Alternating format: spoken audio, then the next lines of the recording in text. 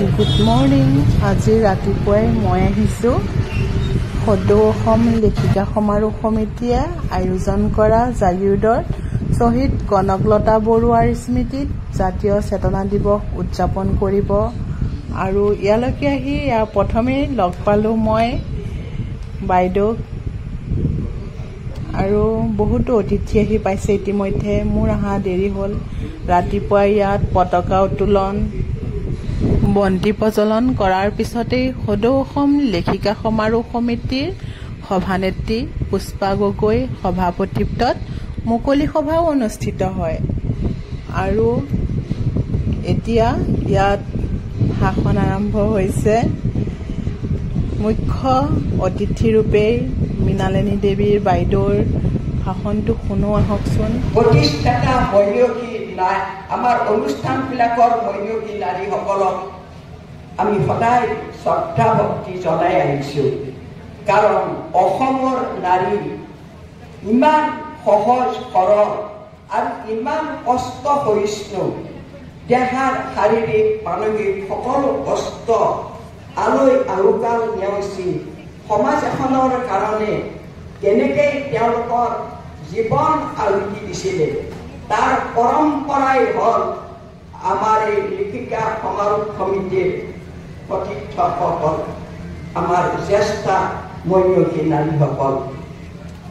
তাৰ ভিতৰত আমাৰ এই 23তম জাতীয় চেতনা দিৱসৰ আৰু কনকলতা পতাকা মনত কৰিছে মিটিংখনলৈ গুচি আহিছে। সেয়ে মই এই প্ৰবন্ধটো পঢ়ি আপোনালোকে আমাৰ প্ৰাচীন যি বীৰাংগনা নাৰীসকল, এই বীৰাংগনা নাৰীসকলক অকণমান চিনাকি দিম। যিয়ে নহওক আমি আৰম্ভ কৰিছোঁ 1947 চনৰ 15 আগষ্ট সমগ্ৰ ভাৰতবৰ্ষৰ বাবে এটা অতি আনন্দৰ দিন। এই দিনটোতে ভাৰতবৰ্ষই লাভ কৰিছিল স্বাধীনতা। উদিত সূৰ্যক লৈছে একবাৰী আমাৰ নাৰীসকলৰ ভিতৰত প্ৰাণ চঞ্চলা পুৰণি যুৱতী কনকলতা বৰুৱা আছিল 1942 চনৰ স্বাধীনতা অসহযোগ আন্দোলনৰ শ্বহীদ হোৱা বীৰাংগনা নাৰী। 20 ছেপ্টেম্বৰৰ দিনটো এইগৰাকী বীৰাংগনা নাৰীৰ স্মৃতি দিৱস। সেই দিনটো তেওঁৰ নামত স্মৃতি দিৱস ৰূপে সকলোৱে পবিত্ৰৰূপে অতি শ্ৰদ্ধাৰে পালন কৰিছে।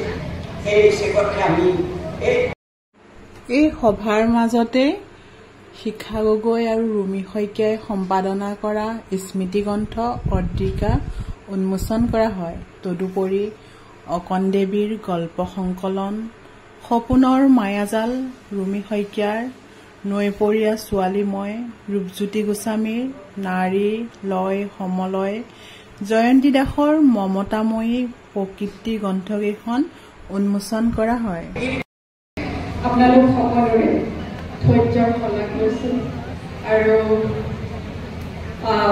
ইয়ালৈ আহি আপোনালোকে এই অনুষ্ঠানটি ইমান সুন্দৰকৈ মানে চলাই যোৱাত আপোনালোকে যিখিনি সহযোগিতা আগবঢ়াইছে সেইখিনি ধৈৰ্য শক্তি সহ্য শক্তিৰ কাৰণে আপোনালোকক প্ৰণাম জনাইছোঁ।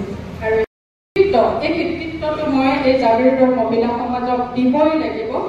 তেওঁলোকে এই যে গৰমত ইমানখিনি মানুহ আহিছে, তেওঁলোকৰ আহ্বানটোত এটা আত্মীয়তা আছে, তাৰ কাৰণে আপোনালোকে আহিছে নহয়। এই গৰমতো আপোনালোকৰ জাতীয় প্ৰেম আছে, ভাষা প্ৰেম আছে, আপোনালোকে নিজে নিজক যেনেকৈ ভাল পায় সমাজখনকো ভাল পায়। সেইকাৰণে ভাবিছোঁ যে আমি এনেধৰণৰ কাৰ্য ইয়াত দেখিছে প্ৰত্যেকগৰাকী। মই জানো মই যি ধৰণে এতিয়া কথাবোৰ কৈ আছোঁ আপোনালোকেও তেনেধৰণে কথাবোৰ ক'ব পাৰিব। আশা এইটো আমাৰ কৌশল। তাতোতকৈ এটা মহৌষধ হৈছে কালিলৈ কি হ'ব সেইটোলৈ আমি ভাবি থকাটো। আমাৰ জীৱনৰ অন্যতম প্ৰেৰণা হৈছে আশা।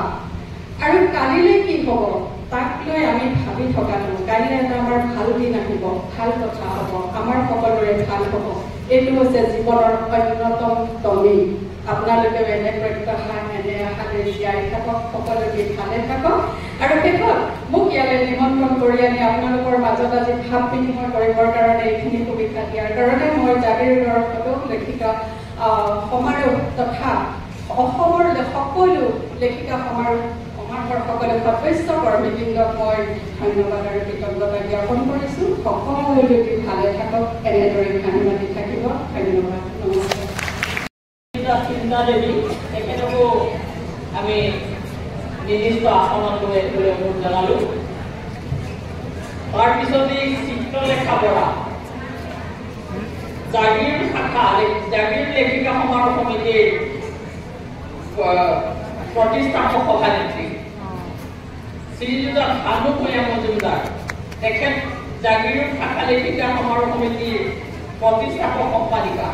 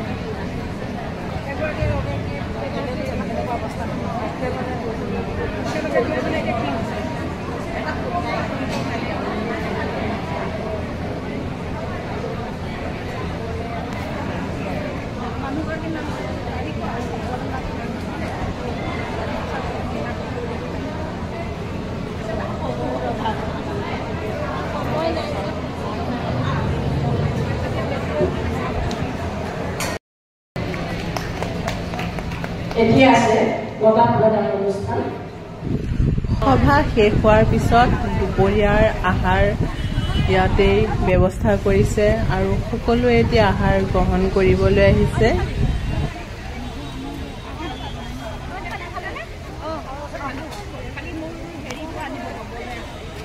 আজি ইয়াত তেজপুৰৰ বাইদেউহঁতক লগ পালোঁ।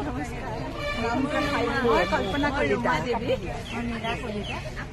তেওঁলোকক আজি লগ পাই বহুতে ভাল লাগিলে আৰু অসমৰ বিভিন্ন জেগাৰ পৰা ইয়ালৈ আহিছে লেখিকা আজি সমাৰোহলৈ, হয়নে? বহুত ভাল লাগিল। ভাল লাগিলে আৰু নতুনকৈ লগ পালোঁ আৰু ভাল লাগিলে। আমি ফটোগ্ৰাফাৰ বুলি কৈছোঁ, আকৌ লগ পাই থাকিম। নেৰিবা লেখিকা সমাৰোহ যেতিয়া সোমাইছা একেবাৰে সোমাই নেৰিবা আৰু ভাল লাগিলে। আৰু এইবিলাকে হ'ল স্মৰণীয় দিন জীৱনত। এতিয়া প্ৰতিষ্ঠানত 74ৰ পৰাই আছোঁ আমি, হয় দেই। একে চিলা বাইদেউৰ লগত থাকি কাম কৰা আমি তেজপুৰত। ঠিক আছে, ভাল লাগিলে। আপোনালোককো লগ পাই বহুত ভাল লাগিলে।